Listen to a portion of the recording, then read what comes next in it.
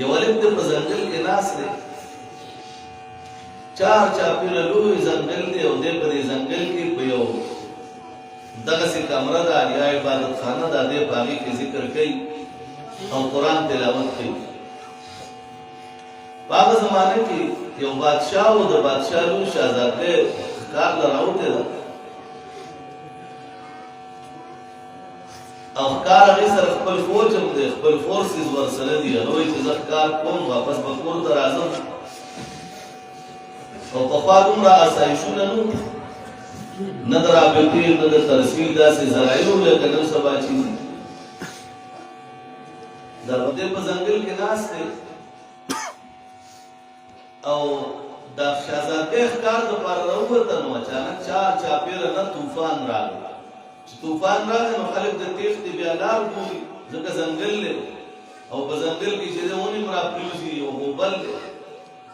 دا جنۍ هم تښتي، دا فوج په یو طرف په بل طرف ټول تښتي، طوفان چالو دی. جنۍ هم دغه کمرې ته دننه شو، کوم کې دا هلک ناست دی او دی عبادت کوي. دا جنۍ چې ورسېده نو دا ورته وایي زما خو طوفان راغی، دا شپه به تېرولي، نو دا به زه دې ځای کې تېره کړم. دی ورته وایي تېره کړه. اوس چې د بادشاه لور ده، شهزادګۍ ده، الله حسن و جمال ورکړی دی، الله ښایست ورکړی دی، الله ورله هغه زیورات داسې ورکړي دي، ټول بدن یې مرصع دی. ده چې هغې ته غور سره وکتل نو د ګناه د دې طرف ته ده طرف ته متوجه شو. خامخا انسان دی لکه تبلیغ والا راپاسي نو وایي دا نظر د زنا په تیرونو کې یو تیر دی چې چا پورې ولګي نو هغه خامخا بیا زنا کې مبتلا کېږي.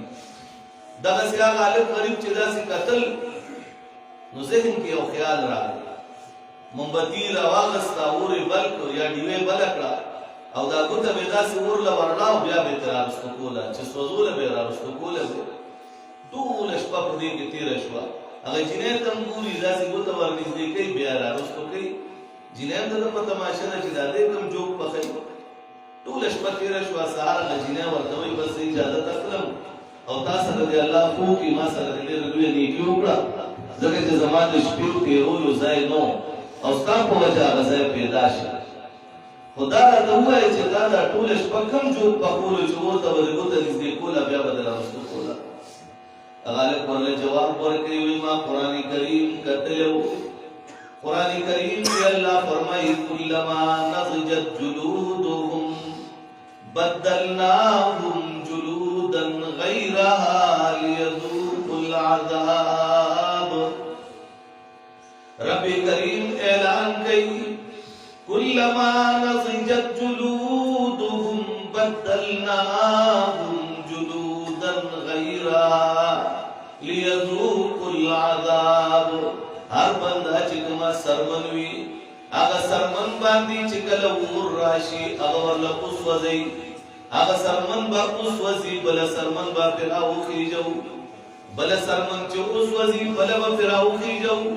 یو یو ګز سرمن به وي په هر چا باندې، لیکن د جهنم اور به دومره خطرناکي چې سرمنې به ترې سوځي او بله سرمن به پرې راخیږي. وایي ما سوچ کولو چې د دنیا اور د آخرت د اور د دنیا د اور نه یو کم او یا درجې هغه د دې نه غټ دی، دروند دی. زه په سوچ کې لاړم چې آیا د دنیا د دې اور طاقت لرم که نه لرم. ما ځکه دا ګوته ورنږدې کوله، که چېرې دې طاقت مې ولرلو نو بیا د آخرت د اور طاقت ته به م غاړه کېدم، د هغې هغه تپش ته به م غاړه کېدم. ځکه مې ګوته ورنږدې کوله، خو چې دې مومبتی د اور به زما ګوته سوځوله، ما به رارسته کړه، ټوله شپه مې دې کې تېره کړې ده. جنۍ چې کله دا خبره واورېده واپس خپل کور ته لاړه. بادشاه د هغې نه بعد معلومات کوي بچی شپه دې کوم ځای تېره کړه. هغه ورته وایي بابا جانه دغسې ځنګل کې طوفان راغی، یو لویه تیزه سیلی راغله، هغه سیلی په وجه باندې زه راګیره شوم. چې راګیره شوم نو بیا په یو کمره کې الله ماله مقرره کړه او ما هلته شپه تېره کړه. خبره د رښتې چالو ده.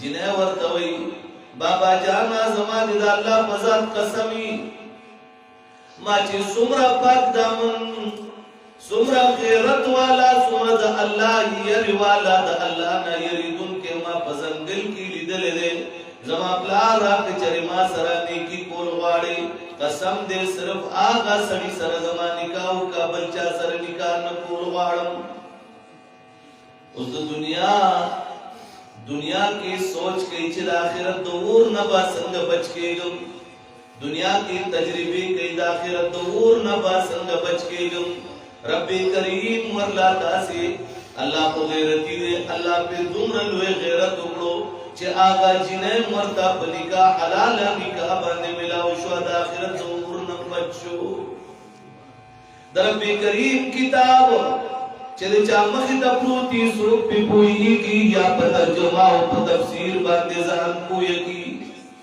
الله ورته د دنیا ټول لارې واري زګې جوړم به ورس کړه تاسو